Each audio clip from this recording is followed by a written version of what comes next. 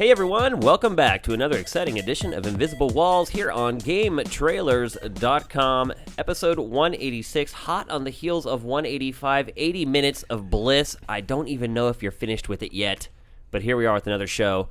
Today we are talking about more big games, not going to be quite as long. We're going to talk about Assassin's Creed. We're going to reapproach Zelda now that the review is out there and I have finished the game and everybody lost their shit over it. We're going to talk about Halo Anniversary Edition. We have 3 fighting games to talk about. Lots of big stuff on the show. Let's just jump straight to it. Marcus Beer is here to help you guys on your path. Hello, my darlings. Patrick Morales is in the house today. Sup, dudes? Michael McWhirter is on the show today. Present. Ryan is present but not accounted for. He is off mic right now. Hail Satan. Might have picked up. And you just heard from Justin Spear. Hello. Let's go. All right, first we're going to talk about 3 fighting games, 3 big ones on the horizon. And I think we've had a chance to play all of them at this point. Yeah, and one's already out. Ultimate Right. Marvel. Right. And our review is up for that already. So let's talk about that first. I just want to get a quick sort of addendum to your review, Justin.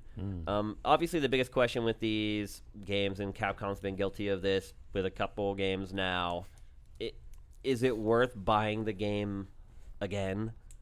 You know, it's hard to say. I mean, the game is good and it's better, and 12 new characters is a lot. I mean, if you go by percentages, it's like a 33% increase.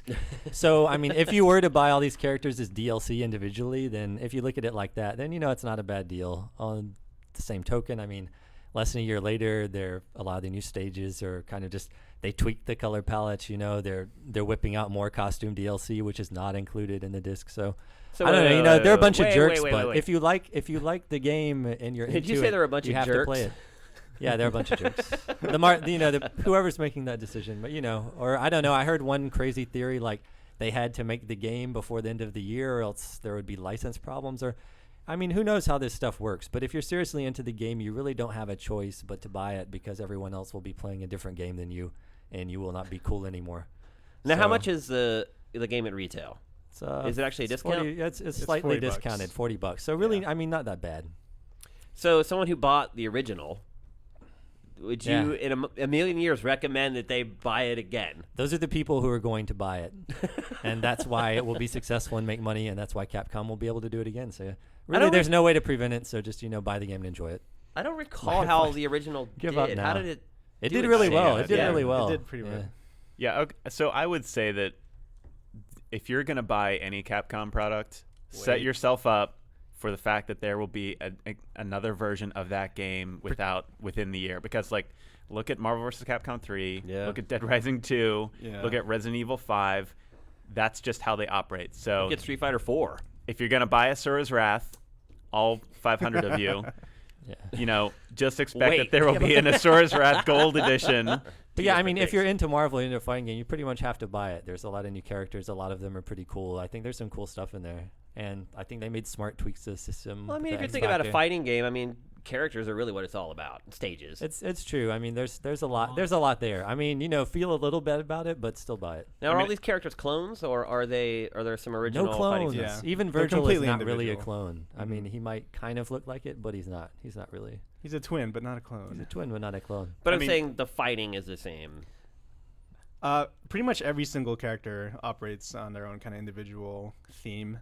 And for that, you can really commend the game on it, because if you look at Marvel vs. Capcom 2, which used a lot of, you know, copy and paste sprites from past games when they were still in 2D, there are a lot of kind of redundancy there. But here, you know, you feel that each character is, you know, handcrafted to have their own kind of distinct style, which is nice. All right, so let's move on. Justin, did you play Soul Calibur? I one who had that played privilege? a tiny bit of it, but that was it. I think TGS. Patrick Yeah. saw it more We both recently at played an it. event. So yeah, we dicked around with it a little bit. How's that shaping up? Tight. It's okay. I guess Tight. if you've played Soul Calibur 4 and just like the series in general, you'll notice a few things that are different here. One of them being it's a lot faster. I think if you know the series, you know that sometimes it can be all about those deliberate swings that are slow and kind of weighty. Here it feels more I don't want to say spammy, but it feels more kind of like a quicker did. fighter.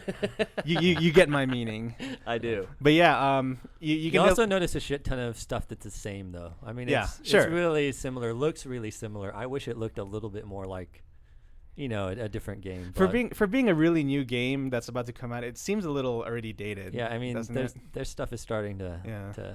they have some gray hairs, and it's not because they moved their storyline. It's like 30 years in the future, and 17, people look I maybe think. or Does 17 not even years. matter. Yeah. Yeah, no, the people don't look that much older. It's basically an excuse for them to reboot it on its own terms and be like, hey, guys, here are the sons and daughters of all the cast you used to know about. So. What about new fighters? So the new fighters it's pretty much what I just said. They are the descendants of the old characters. Like, This is like the Waltons. I guess if I knew what that was. They have some You don't know new- what the Waltons are? No. Wow, either I just dated myself or you, sir. Actually, That is I mean, I'm frickin' I'm, awesome. I'm in my 30s. I've heard it before, certainly, but certainly not seen Shane, it. you know the Waltons. Yeah. Okay. Michael, you know the Waltons? Yes, I do. Yes. Ryan? Ryan? I'm old enough. Just parodied mainly. Wow. Rich Brown? All right. Fuck for that. We are old. All right, I'm stepping out. I'm going to get Megan for the next segment. 30 seconds. Later, old man. Yeah, but so you've got like the daughter of Xuanhua, who plays very much like her, but much quicker, a little bit different of a tool set. And then you've got all these new dudes like Patroclus, who's the son of who's it? Sophia? Yeah.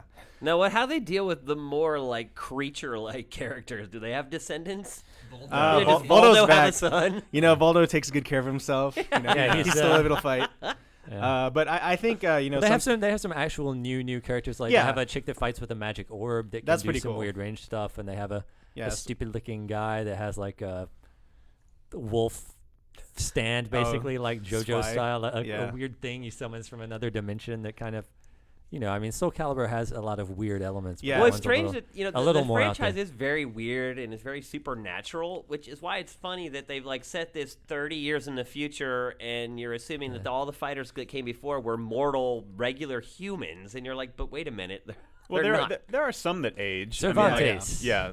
So, but a lot of them are like kind He's of a these ghost. eternal things, like Yoshimitsu and Right. Nightmare and Ivy. Like she has stopped. Alchemy. aging. They're never You gonna know, let it's Ivy just- age. Yeah. Yeah. Yeah. We I don't don't need think to see those They, groupings. they Spinal stopped. They fluid. stopped her aging, but her boob size continues to grow. But, for Actually, I Taki, think they they just brought 'em down they a just little get rid bit. of it. Yeah, they toned it down from Yeah. 4. If Well, only they made real the women costume were that a little way. less Yeah. tasteless and Yeah. shitty looking. Right. Their Yeah. designs are still kind of, I don't know. But I actually think the thing that's cool about that game is the super moves Yeah, that totally. they've added. Like that game really needed that. Yeah, I think it definitely adds a new spin to combat, which is a whole lot better than the armor breaking. gimmick Yeah. that The they critical had before. finisher, is totally Yeah, useless. it feels a lot more and usable non-practical. and practical. Yeah.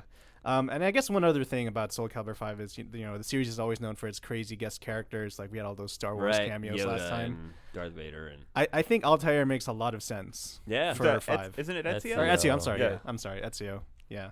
Did I you got get to Megan play just with came in Ezio? and she just I laughed did, at me. yeah. They had him available at a preview event a little while ago, and he really fits into the universe. I think he's got all his crazy tools. Like he could switch to his sword or use his hidden blade, and he can even pop out a crossbow for a quick range shot. You can definitely tell that they worked closely with Ubisoft in getting the feel just right. And I think he comes across as a natural part of that world, which is really good. At least better than Yoda. Yoda. Whatever. All right, let's move on to King of Fighters 13. I think we could all agree Part 12 was a pretty big disappointment. It was an incomplete game. It was basically, and very they ambitious, sold but it. you can tell that it fell short just because it was lacking so much. Is this an improvement? Are they on the right track? Oh, This most is- definitely. Yeah. This is like they finished the game and they changed stuff that didn't work. They had some maybe kind of half-baked concept in the first one, like critical counter is kind of a joke. A lot people probably won't even remember it. Yeah. When they start playing 13, no one's gonna miss it. But yeah, the game moves faster. It looks really good. There's a ton of characters. I mean, it seems like more people would like King of Fighters because it's just a really cool series, and a lot of the rest of the world gets it, or at least South America gets Yeah. it. Japan Yeah, gets You it. know? I don't But, think the rest of Brazil's the world bad does about get it. it, though. I mean, honestly, I don't think that series has ever got the acclaim It's that got a lot. kinda It's got a deserved. really distinct personality. There's a lot of cool stuff there, and the fighting system is actually really good. Execution's a little tough in that game. Yeah, I think the biggest thing though, for even for hardcore fighting game guys that are into the scene, the sheer mechanics and execution level of that is so much higher than what you'd see in something like Street Fighter. But this definitely looks like a return to form. 13 definitely has a lot going for it. You've got a ton of characters, which was missing in 12. You've got a bunch of extra modes on the side just to kind of fluff out the content a bit. And they've improved the netcode a little bit too, so it plays a lot smoother, which is really key. That was a big problem. Yeah, I mean, because everyone plays fighting games online now, and if you don't have good online, then what's the point? So 13 definitely has a lot of neat things in there, so hopefully we'll see more information from the review coming up soon. Now, of those 3 fighters, which one would each of you guys recommend? I'd say if you were looking for something cool to play now, obviously Marvel is out. Definitely pick that up. You should play all 3. You could totally get that. Yeah. No one's you gonna need do a that. break. You want to play something 3D. We'll a do that, little but the less, people listening to this show will not do that. So This is totally a personal taste type thing. Yeah. I mean, anyone can mash stuff out and have some fun in Soul Calibur. I think King of Fighters 13 maybe a little bit tougher to appreciate, but I mean, there's a lot of stuff there. There's a ton of characters, a lot of cool stuff. Mm-hmm. But yeah. Constantinia is a city for all kinds and creeds. Students like me or travelers such as yourself. And now we're going to talk about Assassin's Creed Revelations. We brought in Megan Rue for this discussion, undoubtedly the biggest Assassin's Creed fan at the company. I think you could agree with that, Meg? I guess. I mean, my desk is pretty covered in Abstergo. And What's your The new- favorite novel? my favorite well, I wouldn't really pick on the novels. I've got the comic books. Okay. She's a big fan of the fan fiction. She writes the fan fiction. No, I don't. So as you've heard, Ryan is going to jump in and talk. He's played some of the multiplayer. So, Megan, how do you feel the thing concluded? I Well, thought it was pretty satisfying. Yeah. And obviously keep spoilers in mind here. We don't want to ruin anything for people. obviously. No, I mean, I can already tell right off the bat everyone's going to be like, why'd you bring in a super fan to talk about it? I was a little disappointed just because a lot of the stuff regarding Altair's storyline, regarding Desmond's storyline, Well, Desmond's we all knew storyline was about. pretty much non-existent in Yes, this game. exactly. You It was don't more you of a play as him backstory. for like a minute, and it's just to run into a portal pretty much. That No was, pun I mean, intended. it was a nice change of pace. I mean, I know it seems like the lesser thing to play, but no, for Altair stuff, it was cool because you already knew about it, especially if you played like the DS game. You knew about You think that was a good Maria. idea, though, for people to know that you're going to play as Altair before the game came out? Absolutely. You think Absolutely. that was a good idea? Absolutely. I think that because- would have been an awesome surprise. Honestly, Um, after I finished the game and I was writing the review, I was like, I almost didn't want to mention it, even though it was out there and everybody knew about it. I still didn't want to spoil that for folks, but then I realized that everybody knew about it already, and I kind of had to. That's one of the biggest incentives they're throwing out, right? Like, this is Exactly. the last game with Altair. You'll find out everything. But do you? Yeah. That was absolutely Yeah, it. I mean, you find out everything about Altair. Okay. Definitely. You Yeah. find out he was a Walton. Megan knows who the Waltons are, don't you, Megan? I know who the Waltons are, yes. Thank you. There you go. Mm-hmm. No, I think I lost my train of thought because it's just you had to have Altair because when I went to the Comic-Con panel and that was all fans and they were all dressed up and watching the E3 trailer with that crowd who had watched that trailer a million and one times, the reaction, the simple reaction of just outcries just when Altair turned on the screen was astounding. Like, it just blew my mind. I was like, I knew people liked him, but oh my goodness, like, this is crazy. And so I think that's why it's what Patrick said. It was complete incentive of like, look, if you weren't sure after Brotherhood and you were kind of after 2, like, seriously, come to Revelations. You get to play Altair again, and that's what the fans have been wanting since 1. Yeah, I'm surprised that they didn't put Altair in Soul Calibur instead of Ezio. To me, Yeah. Altair is a much more popular character, but whatever. Well, one cool thing about the game is that I played through a few of the single-player missions at events, and it's neat how the very first Altair thing you do is right at the end of Assassin's Creed 1, so it Right. literally does not skip a beat. So, would you agree it's the best Assassin's Creed? No. No. No, wouldn't? I think I think the best one so far would probably have been 2, just because of the giant leap forward they made in terms of gameplay. And once something's Right, fixed, but you got to remember. once something's I'm fixed, not saying it's which great. one struck you the most strongly. I'm saying what's the best game of the series, because you got to realize that Revelations has all the stuff that 2 had and all the stuff that Brotherhood had. I'm with Megan on this one. I think Assassin's Creed 2 is the best of the franchise to date. I didn't like Brotherhood as much, and sometimes it's a case of having all this stuff additionally lumped on. It's a great selling point. We give you more, but sometimes you lose a little bit of something. And there was definitely something in that second game that made me pick it up and continue to play it. And it was just all those wow moments.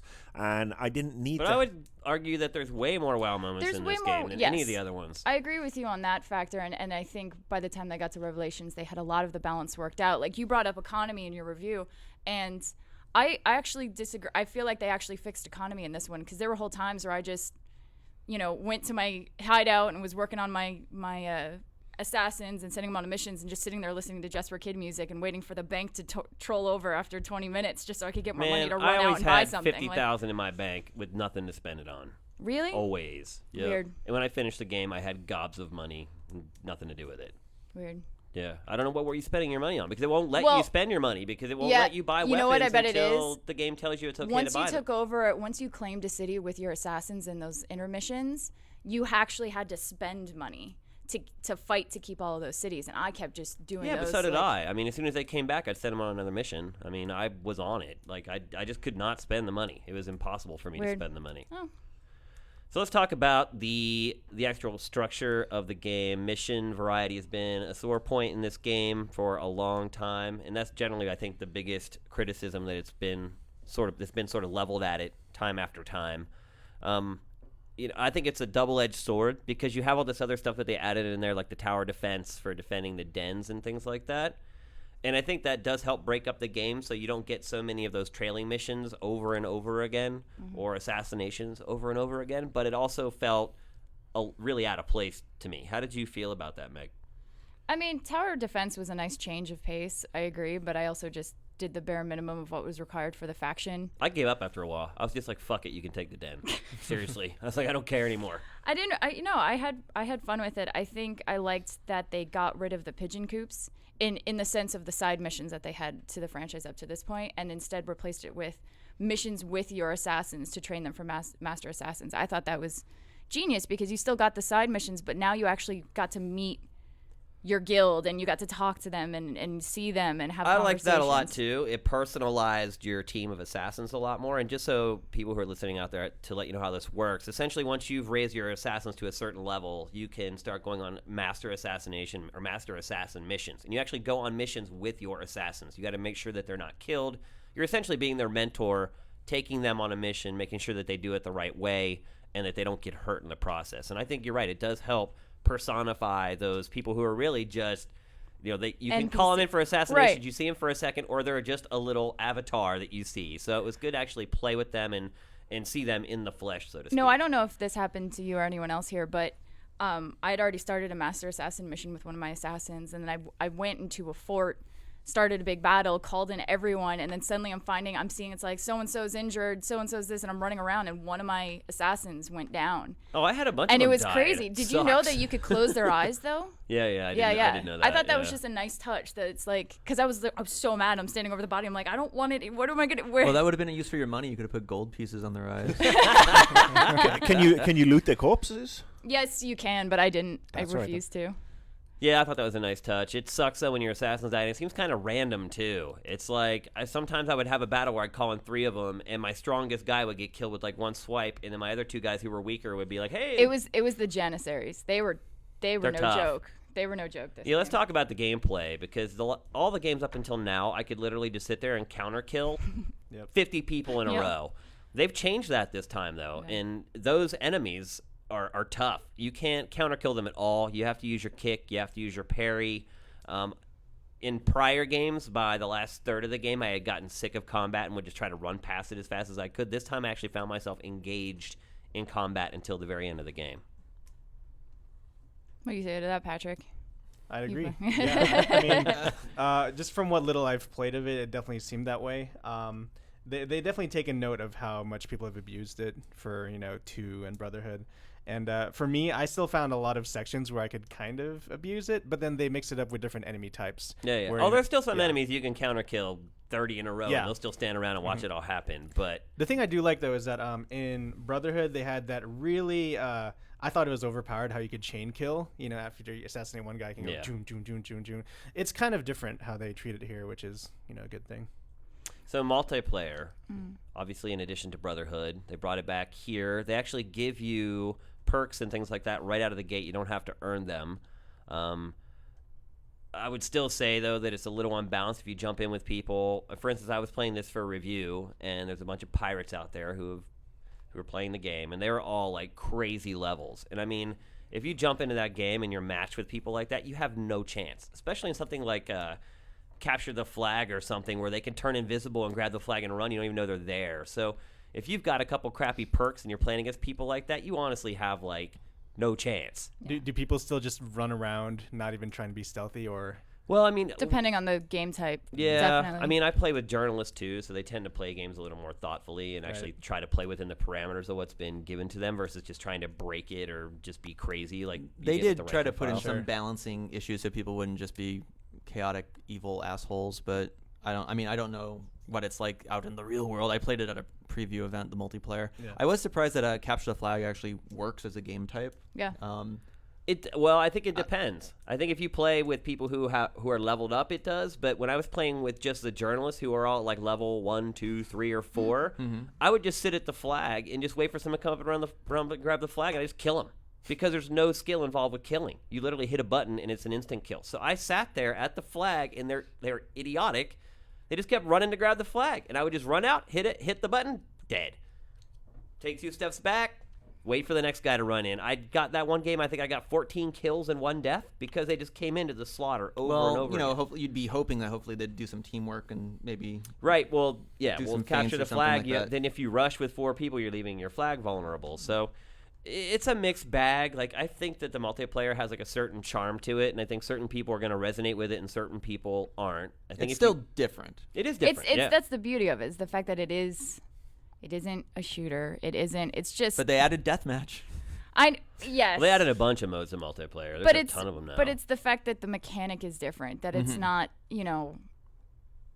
crouch behind a wall, throw a grenade, wait, Yeah, I mean, it's definitely a unique experience, but I think as time goes on as well. Do you think that the bait of more story information when you play through the multiplayer campaign? I don't know, I'm sounding like Batman, but it's not do you think really, that's like an actual? It's not really story information per se. It really just goes into kind of like the training regimen as of the as a Templars. fangirl, I mean, are you gonna complete the multiplayer to get all that little extra info? I'll probably want to see it all, but the thing that's really been best for me is the encyclopedia. I mean, that was the thing, is I beat the game on Saturday and I'm like, wait, I thought I understood stuff from the cutscenes, but there's stuff that's always lost in translation because you're trying to not die at certain points. And I just picked up the encyclopedia and just read for like an hour and a half, 2 hours, and so much suddenly clicked together. I mean, figuring out like, or being reminded of like Subject 16 was the descendant of Adam, which is why he was popular. And like, there was just relearning all those things and reading it in one concise, like, couple of pages really clarified a lot. And there's a whole section in there about the Templars. So it's like, I don't need to do it unless I just want to see it. Yeah, I think to kind of encapsulate my opinion on the game, I would say it's the best Assassin's Creed yet, but not necessarily my favorite. Oh yeah, story-wise, there was a lot. There were revelations. That was the whole tagline of the review and the name. It's like, look, you found out what happened to Altair. If you watched Embers, you know what happens to Ezio, and you find out what's going to happen in 3 possibly. So it's just, there's a lot of questions answered. Okay, now we're going to talk about The Legend of Zelda Skyward Sword. Talked about it last week. At that point, I had only played. I thought I was a lot farther than I was. I'll say that much. That game ended up being an absolute beast. I mean, I didn't sleep for a week trying to finish that game, and that's because of frickin' Mike Damiani. He's like, "Oh, it's 25 hours." I was like, "Okay, well, in Mike, you're a speedrunner." I'm like, "So I'll tack on an extra 10 hours on top of that," and that's how I budgeted my time. And after 2 days of playing the game, I talked to Mike. He's like, "Oh, you got a long way to go." I was like, "What?" And I literally didn't sleep for like 3 or 4 days. I think I slept 3 hours a night for like all of last week. And even though you did say in the segment that you were just tootling along, you hadn't finished it yet. The review was going to be up a couple of days, and we recorded on the Wednesday for the Friday. apparently everybody on every Zelda fanboy who comes to watch Invisible Walls has played the fucking game already and knows you're wrong. Well, that's just the internet in a nutshell. Well, I'm going to take issues because I know you're going to sort of like justify your comments from last week, but I'm going to take issue with every total smegpot who decided to post last week and say, "Oh, Shane's wrong. I've played it. It's fantastic." The game is not available. It's not available till the 20th. It's not available till the 20th. There have been some preview events, and there are still some preview events. Well, my uncle works at Nintendo, and he got me a You copy. guys are full of shit. So unless you want to post pictures with the game that you have right now, and if you have a pirated copy, take a picture of that as well with your name and address, and we'll send Reggie around to kick your ass. So if you haven't played the game, you're not qualified to fucking comment on it. Shut the fuck up. Shane. Well, I mean, look, I feel like people have a right to voice their opinion about my opinions or whatever. I think what bothered me the most about people's comments is that they were hung up on what they thought I said, which is not what I said. They kept saying that I felt that Zelda needed to be an HD game for it to be good. I never said that. It has nothing to do with the resolution of a Zelda game. Sure, more polygons would be great to actually flesh out the towns a little bit. And I had come straight off Assassin's Creed into Zelda. And to be honest with you, it really put Zelda into perspective. It helped me sort of put Zelda in place with the pantheon of all the other games that are coming out now. And honestly, it made Zelda look pretty poor in a lot of ways. And not just because it's 720p. It's the way the game is played, the way the game is structured. I've finished the game now. The review's up, obviously. I really haven't changed my mind on a lot of the things that I said from last week. I think one thing I would say about Motion Plus is that it's spotty. So if I were playing during the day, and my living room, I have a big sliding glass door like right next to like my whole setup where I review games.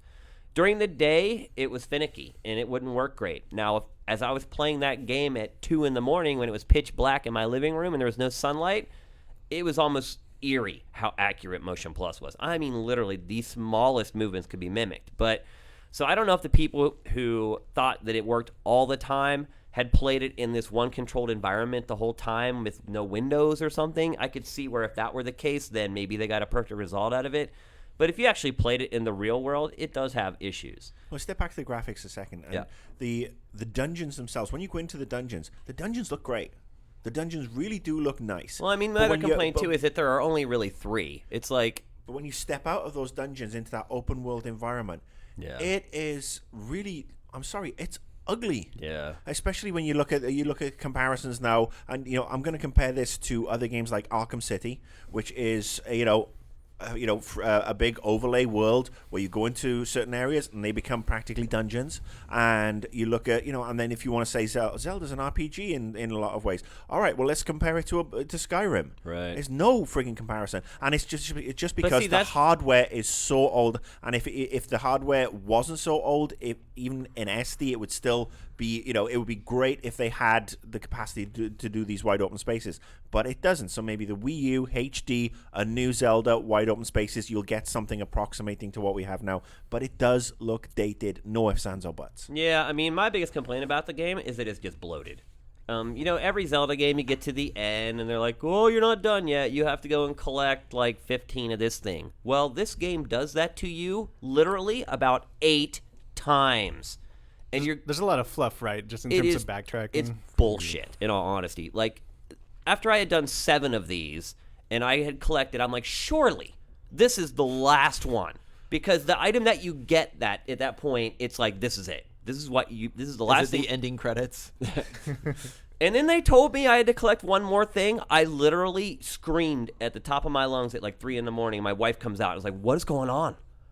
And I just looked at her. I'm like, I can't even explain to you what just happened. And then the funny part about it was I actually did not have to collect that extra item. I actually had done my final collecting. But there's 3 primary dungeons. It's like Metroid. They make you keep going back. It's like, oh, you got the hook shot now. Well, now there's this one door buried at the end of this one dungeon that lets you get inside it now with the hook shot. And so the dungeons are huge, but it's the same texture sets, just reuse. Oh, I got so sick of going to those same 3 areas. It's like it happens 4 or 5 times. That said, the dungeon design is absolutely brilliant. It is amazing. There's one of the best levels I have played in any video game in maybe the last 10 years is in Skyward Sword. There's a level where Is that the fourth one? the fourth what? I don't know. I keep hearing. I don't know. I keep hearing. Is it that one with the stuff in? Yeah. Oh, dude, that's Well, I awesome. keep people, in their spoiler-free ways saying like, or the place where you get the fourth main item or something is really good. And No, the best level is so there's a one. Maybe this is what they're talking about. There's a dungeon that plays with time. So there are these crystals that you can strike, and it'll create an aura around the crystal that will take that level back in time or forward in time, depending on what time it's set in currently. So that's really cool at first. Like, you're playing around with time. Like, certain enemies only show up in one time or another. So if you hit the crystal, one type of enemy will show up. You hit it again, other types of enemies will show up. Well, that's really cool. But eventually they give you a crystal that you can carry around. So you are literally moving through the level, and in real time, it is transforming the level on the fly from the past to the future. So when you start talking about those enemies, you could be carrying that crystal. An enemy will pop into the aura from one time period. If you're not prepared to fight that guy, you could take a couple steps back, he'll disappear, and the enemies from the other time period will pop in. They also do this with like platforming and navigation. Like, certain platforms pop up in a certain time period, disappear in another. It's genius. so it's kind of like Metroid Prime Echoes, but not shitty. Right. Well, no, I don't even compare it to that. Okay. Well, I mean, look, I think the thing at the end of the day is that you gave the game, was it a 9.1? Right. Which is, I mean, yeah, it's not the 10s that a lot of people have been spooging over, but they've only been, you basically said that despite all the issues, and I've only played a tiny bit of this game, and I've already wanted to bury my fucking Wiimote in the backyard, take a shit on it, bonfire it, and never touch it again, because it just gets too irritating for me. But Well, it doesn't hold your hand. I mean, it's like an old game. I mean, it is an old design. I don't need hand holding, but it's just, I mean, I just really don't like motion controls. I So really it's the don't. motion controls that are killing it. Honestly, I Should just have made a prefer- GameCube version of that. I right? would have Link could be preferred- left-handed. Would Give be me a fucking Super rad. NES controller, and I probably would have loved the game. Yeah, I mean, I could totally have played the game without motion controls. I mean, there are some moments with motion controls where you're like, that's cool, I'm glad that they had that in there, but playing the whole game with it, I don't know if I could play it with a controller. I'd agree with you there, and I don't feel like I'd lose a ton from doing that. Probably the only times when you really see the motion controls kind of click in a clever way are the boss fights. Yeah. But I guess in normal gameplay, I could see how it can be grating just to, swing your arm for X hours. Cut Yeah, I some mean, grass. one thing I do like about the dungeon design, too, is how traditionally in Zelda games, you'll get an item from the boss or whatever, and then the next level is all about that item. And you just use that one item the whole time to get through. They don't do that this time. Like, literally, they mix your items in all the time. So you're using 4 or 5 per dungeon. Now, you'll predominantly still use that one that you just got because they're trying to teach you how to use it, but it still mixes in, like, all the other ones. And by the time you get to the last couple dungeons, it's just all bets are off. Like, you have no idea what you're going to use walking into one room to another. So the core of the game, amazing. Level design, impeccable. Gameplay, good. Like, I think Motion Plus, your results may vary. Can I ask one tiny question about the stamina and how that ended up being? Seeing that little Yeah. pie that kind of slowly depletes. Does that get old, or does it feel weird? Or I like being able to run. I'll Yeah. tell you that much. That's a huge help in the game. At times, though, does it feel like an arbitrary kind of restrictor because it limits your movement a bit, right? Where like you can only hold on to things for so long. Right, but they built the whole game around it. Okay. So there are objectives where, like, for instance, running through sand. You run a lot slower, and you have to use your stamina to keep from sinking into the sand. But they've placed every single platform in the sand so that literally you have one sliver left of your stamina meter, and you're grabbing onto that ledge. And the whole game's been built that way, around that amount of time that you have with the stamina, so it never gets improved. It never depletes. They couldn't do that because it would break the whole game. You'd be able to run to platforms without ever having any fear of running out of stamina. Core of the game's great. I mean, I'm not going to back down from what I said last week. Presentation-wise, it's behind the curve. We started thinking about it this week, and we realized that Nintendo has never, ever done real-time facial animation in any game it's ever done, ever. And there's none in this one. And we review games that we give 5 and 5.5 out of 10, 6 out of 10. These games have real-time facial animation. Like, this is just baseline video game creation at this point.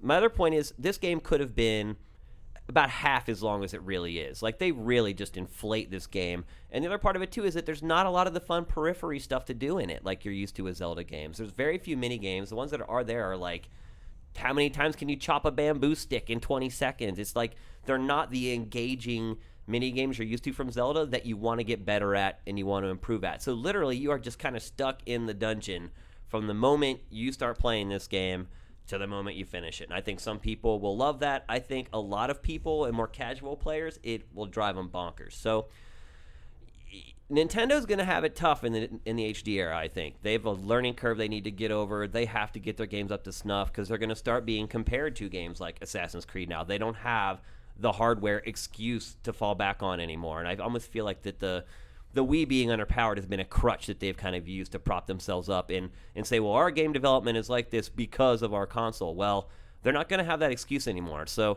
they're going to have to get up to speed. It'll be interesting to see if they reach out to the West a little bit to maybe bring in some consultants and help them with some of this stuff because they have a lot of work to do to get their games up to snuff.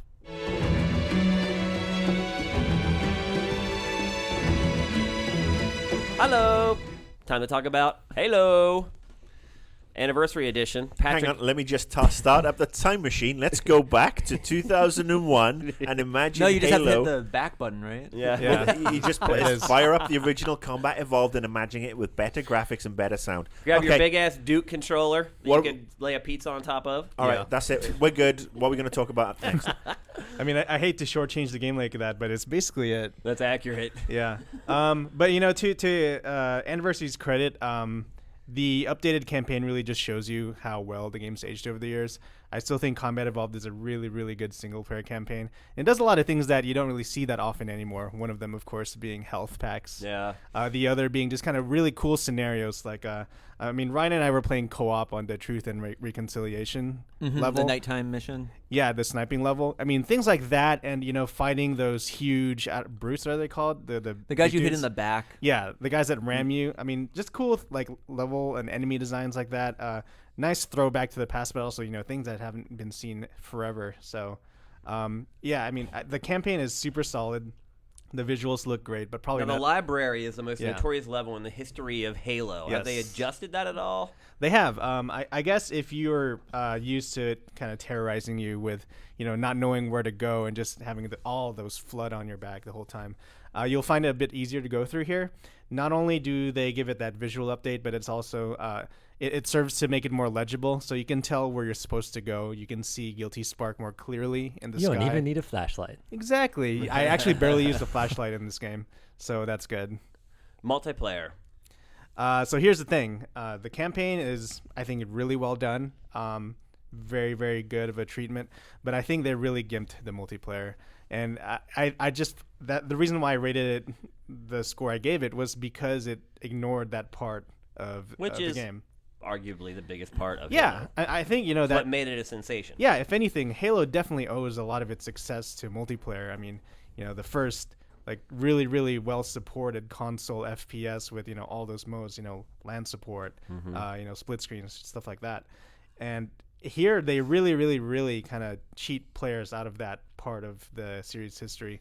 You're only getting 7 maps, and you're getting 7 maps. And if you just think back to what Halo Combat Evolved had 16. Yeah.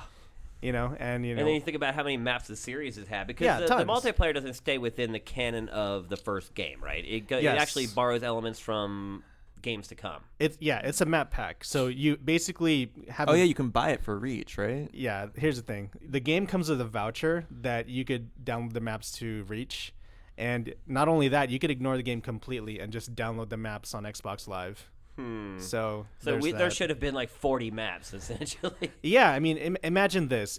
Imagine if they had forgotten about, you know, just being able to play those maps in Reach and just giving you the original Halo multiplayer with like the old graphics and being able to play that on Xbox Live. That would be sick. Cool. Totally fine with that. I would be down for that. And that's something unique that the game itself would bring, not just, you know, oh, here's maps you can also download online. So I think they definitely took a misstep with that, and it's a pretty big dent in that overall game score. Who would you recommend buy this game? If you've played Halo already, would you recommend someone play it again? In my mind, you know, it's kind of crazy to think about, but when it came out in 2001, people that are 18 and playing Reach now were probably not even born at that time, you know? So let's do math. I'm sorry. They'd be like 10. Yeah, they'd be 10. 8. Maths. My math isn't working right now. I'm making fuzzy figures here. So basically, Funny if they were not born when it was started, and Michael J. Fox is their grandfather, if they get in a DeLorean, they can go back and play this game and have fun. Sure, but I think if you haven't experienced Combat Evolved yet, this is a great place to start. Is it cheaper? Is it a discount game? It's a discount game. $40. Yeah, $40. I mean, I was gonna say this, but I was on the mic for the Marvel things. Just $40 is not. It's not that cheap. Doesn't seem like a discount price to me anymore. Yeah. Just 220s, man. You can't even just get a find hookup of another that 20. nowadays. It'll be like $20. I miss the day when discount games were $20. That's all I'm gonna say. Yeah. I mean, that's what XBLA is for. the people that really want to play this are those that haven't played Combat Evolved before. It's still a super good campaign. And for people that have, they do all the terminal stuff where you can, see short movies kind of hinting at the story in Halo 4, which is coming up soon. So that's kind of cool, but not entirely worth it. But you feel like they could have done a little more for fans, maybe to make it commemorative and make it, giving back instead of, hey, pay us some money and you can play, That's the HD remake. That's the hugest thing. It's called an anniversary, but it really just feels like a repackaging, which is, the biggest thing. All right, so just one quick little news tidbit before we go for the week. Our good buddies at PETA Yeah, people eating tofu always.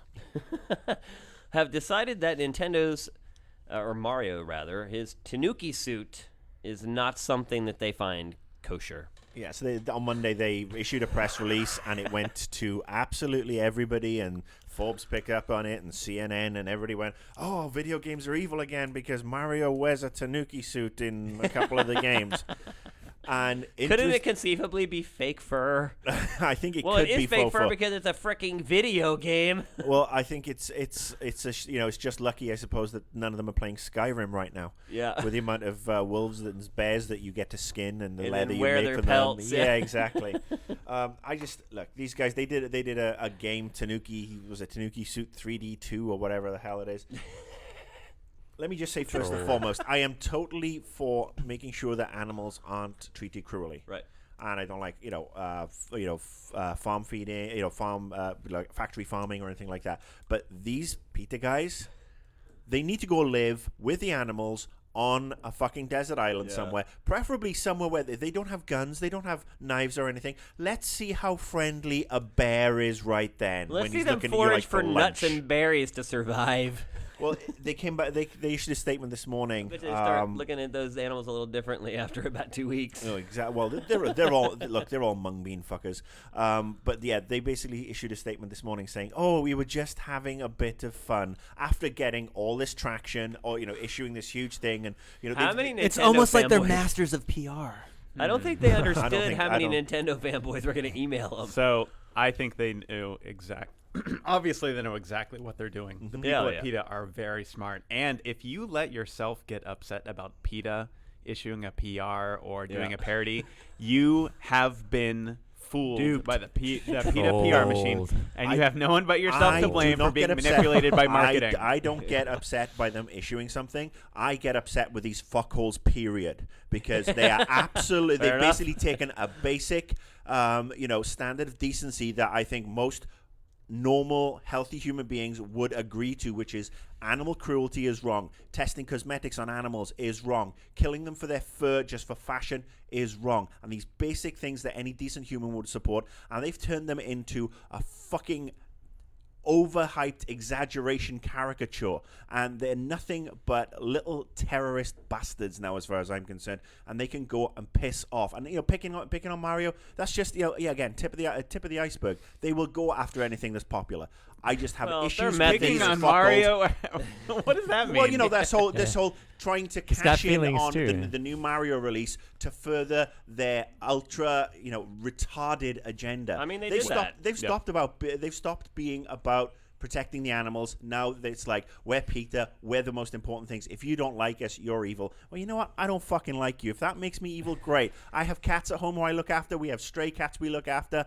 We eat organic, sustainably farmed meat at home. So PETA, go fuck yourselves.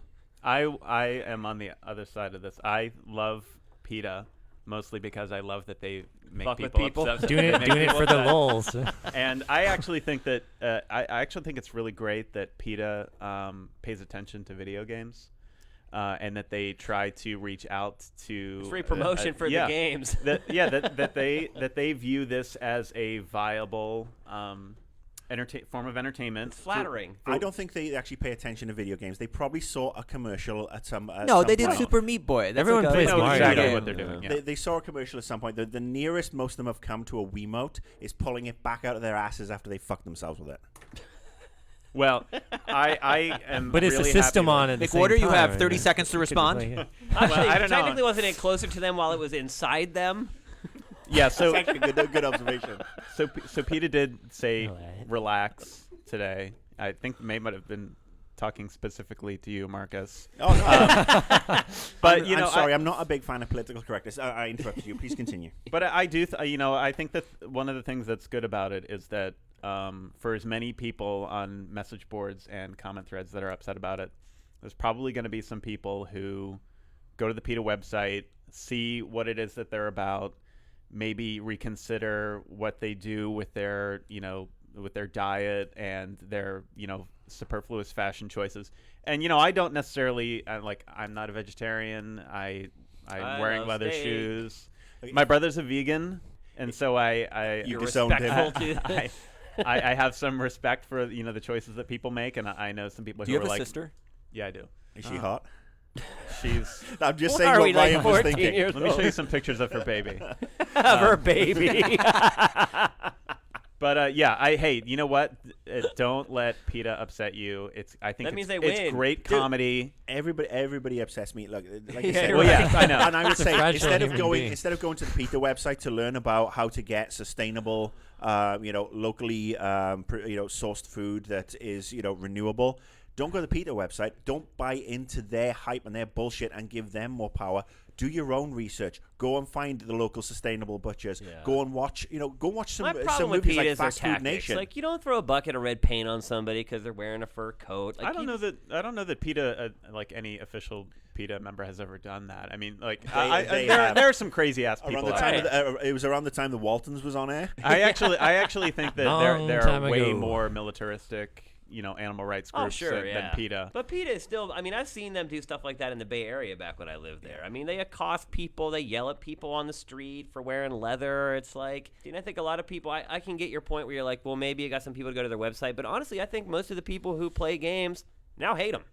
I don't know. Aren't I think interested in that supporting. I Yeah, think I that would never look at that. Sorry, I would never look at their message, any of the core messages that they try to get out as anything useful now because they've tainted it. Right. I feel like they cheapen their cause, I guess is the best way to describe I it. think that they are masters at getting attention, and they're really good at that. And they're bringing attention to certain things people would never normally pay attention to unless it was framed around a Super Mario 3D Land release, which is amazing because so many people are talking about PETA. I mean, we're talking about PETA to like thousands of people right now, just because they tied it to a video game. It's release. smart. I just think it's slimy. It's on, Look, it's on this has been- Forbes, on Yahoo. This has been I a mean, rant I've been wanting to do against these dimwits for years. And you say that they're masters of PR and promoting themselves. Let me just get saw the Kardashians.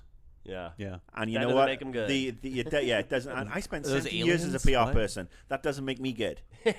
Oh, we know that already. Exactly. Quite the contrary.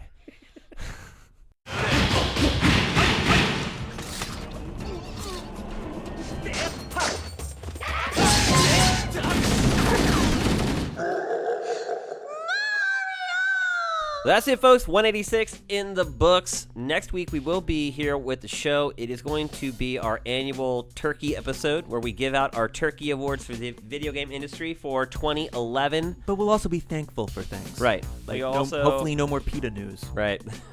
I'm gonna bring a tofurkey for next week. I love that shit, man. That'd be great. So anyway, it's going to be a short episode next week. We are going to make sure we do something for you guys. So as you travel to be with family and friends, you got something to listen to, hopefully help you pass the travel time a little bit. I do want to throw out one final mention about internships here at Game Trailers. If you guys are interested, make sure you send an email to GameTrailersInterns, that's plural, at gmail.com. Again, you have to get college credit for it. You have to be a junior or a senior. We do not pay you. You have to be in the Los Angeles area. Right. Yeah, obviously. You have to be in LA. But I think we get a lot out of it. So if you're interested, make sure you send us an email. Otherwise, everybody have a most awesome and excellent weekend, and we'll see you next week. Invisible Walls is up and out.